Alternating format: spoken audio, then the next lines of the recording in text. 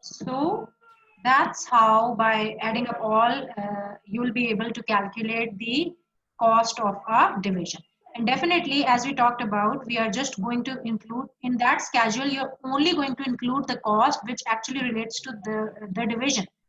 Okay, and you won't, and in that, in your calculation, there shouldn't be any cost which is not actually related to your division. Okay, so so that's how you will be calculating some cost. There might be some portion overhead cost as well, so that would be traceable to the division as well. It won't be a traceable cost, but it's just a share of head office cost that's coming over there. So that's how you'll be able to calculate whatever, how it needs to be done. Your manager is going to guide you, and then you'll be able to calculate the cost of the division. And how you would be able to calculate a price, you should be able to calculate a price as well. You know, once you calculate the cost, okay, once you calculate the direct cost and absorb the indirect cost, okay, you will be able to calculate the total cost, and then you would add the profit margin, right?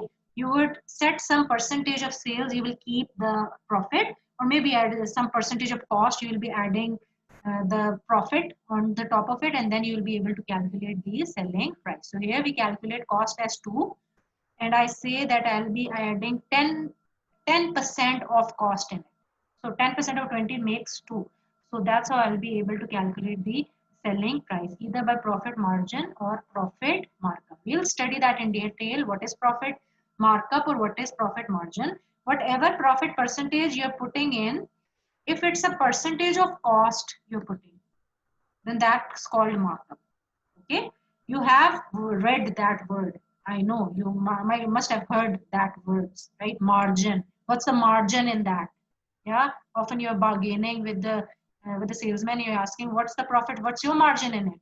And why are you selling me too high? Yeah, okay. And at times you have heard about markup in any bank accounts. Yeah, you earn a markup of this, or in any property investment ad, you earn with the minimum investment of 200, earn a markup of, yeah, profit of this. So that's the profit, but the bases are different. Here the profit is percentage of cost, and margin profit is set as percentage of selling price. Okay, so we're going to look at it, but you should be able to, in the end, you should be able to do simple workings like that. Okay, and then you should be able to value the inventory. Okay, I told you the production cost is the cost which actually converts, for example, wood into a chair. Okay, so whatever cost has been incurred, either it's a material cost, or it was a labor cost, or it was an expense cost. So whatever direct indirect material, direct labor indirect labor, or direct expense indirect expense, because in production cost we actually trace the direct cost as well as the indirect cost. So whatever is the cost has been incurred in converting that wood into a chair, that would be the value of an inventory. Like one chair, what's the value of one chair? While you're producing it, definitely you have some material cost. Yeah, direct material cost, you have some direct labor cost, then you have some direct expense cost, so you worked out your prime cost. Then there would be some indirect costs like bills, yeah, so supervisor salary, oiling of machinery, some fixed rentals, insurance, depreciation. That won't be traceable to one chair, but still it needs to be charged to an inventory just to calculate its value. Yeah, value, what is the value of a mobile phone is basically going to be the price you have paid for it. Value of a laptop, value of a car. What do I mean by value for a supplier? Who is value for a manufacturer who is actually manufacturing chairs and then putting them in the inventory. Collection of those chairs in the inventory. Why is keeping all those chairs, and then he is going to sell them. That's his current asset that he's building up. So what is going to be ultimately, he's incurring some cost either by material, labor, or expense, but he's incurring some cost, and it's actually making its asset. That is going to be its asset. So I need, whenever there is an asset, I need to put some value to it. What is the value? Laptop, I got it from 1 lakh, 1 lakh, PK 1 lakh. So that's the value. PK dollar 1,000, that's its value. I got a car for $12,000, that's its value I put to it. So what would be the value of that collection of chairs that we call an inventory, what would be the value for it? Is whatever is going to be its production cost. So I tell you, its value is not the non-production cost. Its value is not going to be the non-production cost, because non-production cost is a period cost. I'm going to tell you that. But right now, just see, as you're producing the chair, so whatever cost has been incurred, whatever material cost, labor cost, expense cost, direct material, direct labor, indirect labor, direct expense, indirect expense has been incurred, which is the production cost in converting wood into a chair, that is going to be ultimately going to be the value of that chair. So for example, material, it was 10. So as you're going to incur the cost, you will start recording it. That's the recording of cost. That's the cost accounting. It will help you to do a couple of things. It will help you to calculate price. It will help you to calculate the value of inventory. Then ultimately it will help you to calculate the cost. Yeah. And then profitability of a product. So as you're going to incur the cost, direct material, I actually recorded it in my accounts, T accounts. I'm going to do the double entry for that. Direct labor cost, I'm going to incur the cost. As I'm going to incur the cost, I'm going to record it. So prime cost here is 30. So indirect cost is not directly related to chairs, but I can actually see what is going to be the total expected cost, overhead cost. Total production overhead is estimated. Estimated, it's not going to be the actual.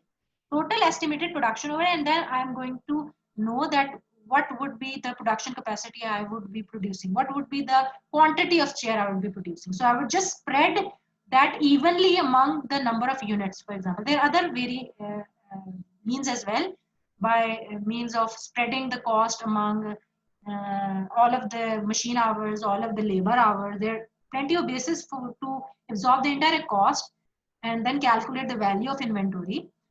So I'll just focus on number of units here. So I thought my overhead cost would be 1 lakh and I would be able to make 1,000 chairs out of it. So what I calculated, so when I'm going to spread my estimated production overhead cost, it was 1 lakh. How I got that? I just added up all the rental cost, insurance cost, depreciation, bills and all that, estimated. And I would be able to produce, for example, 1,000 chairs. Yeah. So I would add, or for example, make it 10,000. Yeah, 10,000 chairs I'll be able to make. So it would be 10 per unit. 1 lakh divided by, I would be able to sell, for example, 10,000 chairs and able to produce and sell 10,000 chairs. So that's how I'm going to spread my cost and then calculate, for example, it was 10 per unit. And the total production cost was 40. Yeah. And then that 40 would be value of one chair. 40 would be value of one chair. Yeah. And I produce how many chairs? 10,000 chairs. So what would be the total production cost? Total value of chair, one chair cost 40, so 10,000. So 4 lakh would be the total value. So that's how so you should be able to calculate do the inventory valuation at the same time. Okay. So you should be able to do some little workings. That's the cost accounting thing. So what is cost accounting? From cost accounting, from minor things, you would be going to the main. So calculating a cost, it's a very different from data provided. I can actually do all those workings, calculate cost, price, cost of a division, do the inventory valuation. Now towards the product, okay. Then I can assist managers in preparing the budgets as well. Definitely they would provide the same estimated material cost data, labor cost data, and on all the overhead budget data. So from all those data and non-production cost data. So from that, I would be set to preparing my budgets. I would be helping manager in preparing the budgets. Yeah, he'll provide me data and I will just process it and then provide a report back to the management. I can actually be able to assist managers in preparing the budgets. Yeah, definitely long-term target would be given to the manager by the senior managers, and your manager via assistant manager, maybe your assistant manager will share a schedule with you and you will start working with a cost accountant. You will start helping the cost accountant in preparing the budgets. Okay. That could be the rule at the very beginning level. Or after budgets are done, you can help him to calculate the variance. What is the variance? I already told you what is the variance. Variance is comparison of budgeted result with that of your actual result. That of your actual result. Why we would be needing that? Once you set your, for example, budgeted material cost to be 20,000.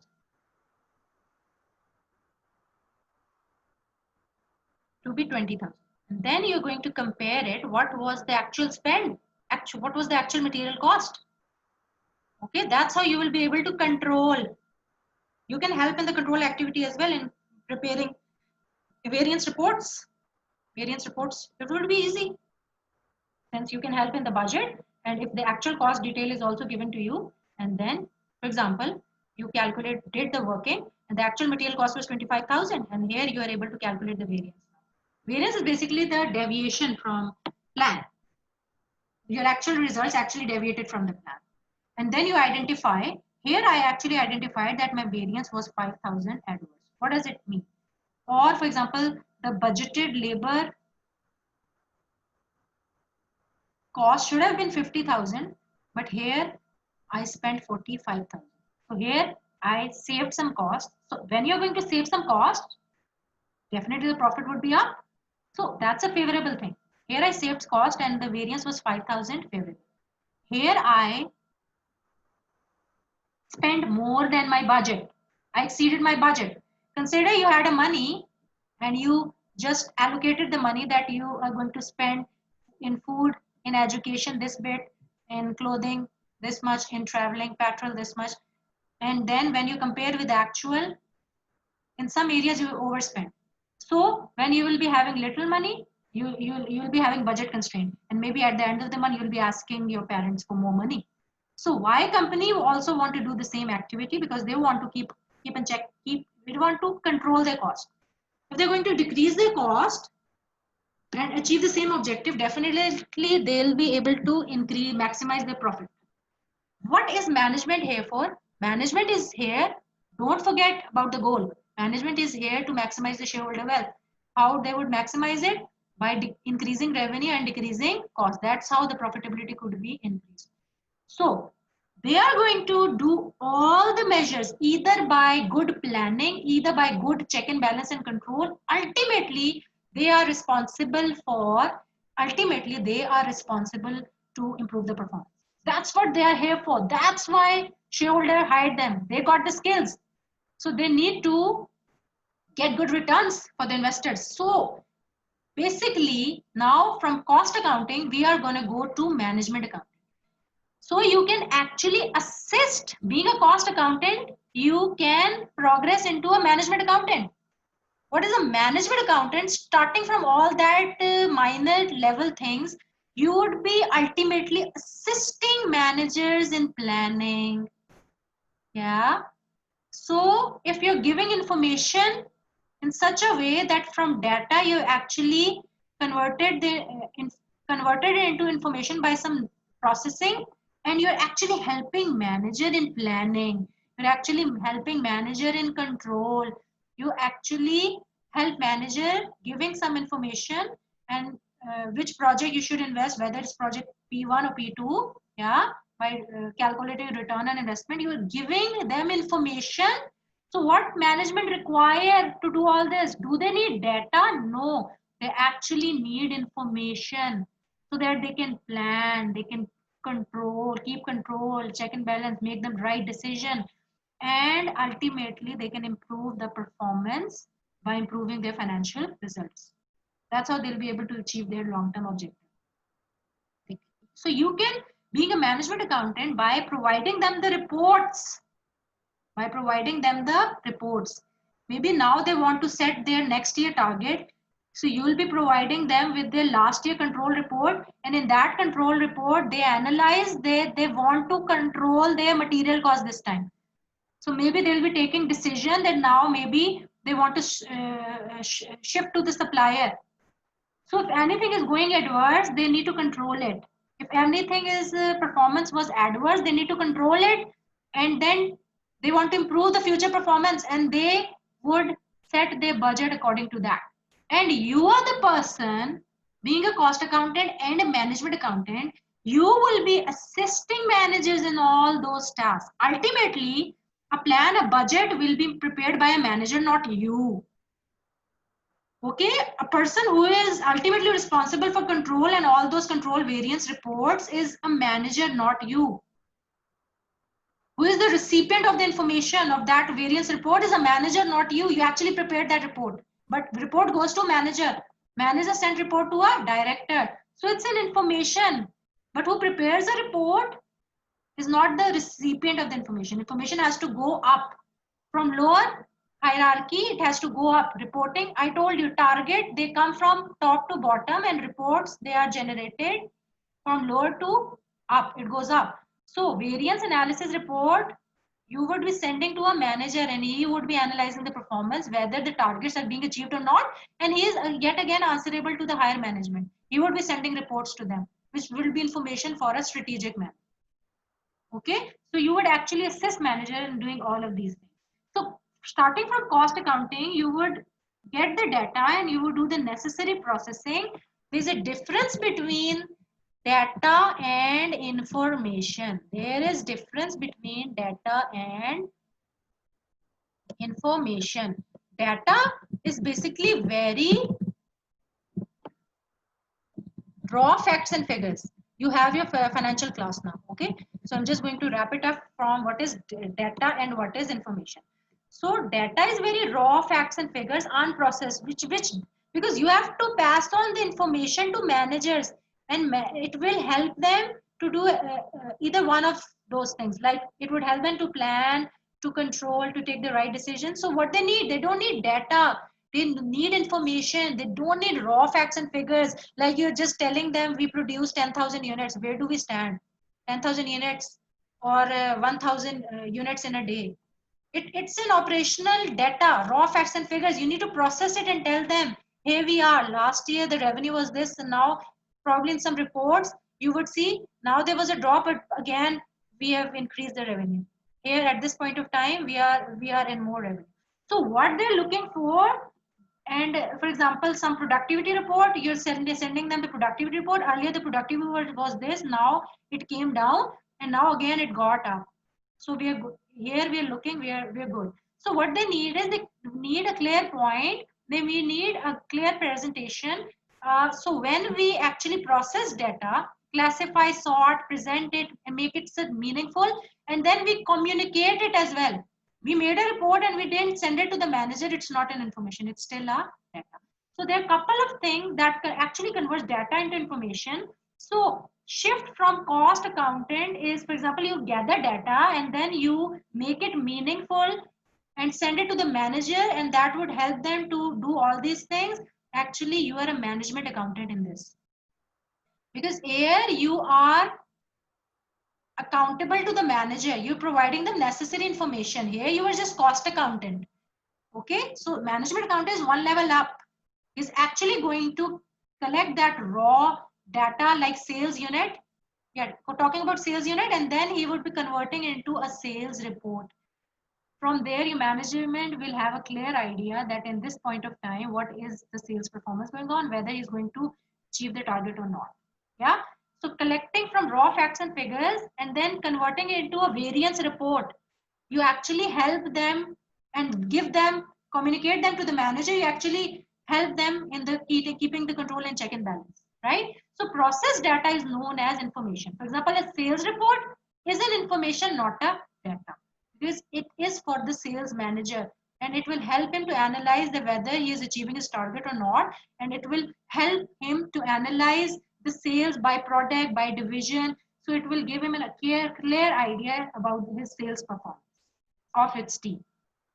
Production report for a production manager. Project feasibility report maybe for a finance manager who is actually helping you to select a most profitable product for the company that would give you the required return, shareholder return. Yeah, and product profitability report. So starting from gathering the data of sales revenue data and cost data for individual products. you would ultimately help him to prepare a profitability report. So starting from data, you would help management to prepare, to calculate the profitability of product or a division. How you would help them to prepare a profitability of product or a division?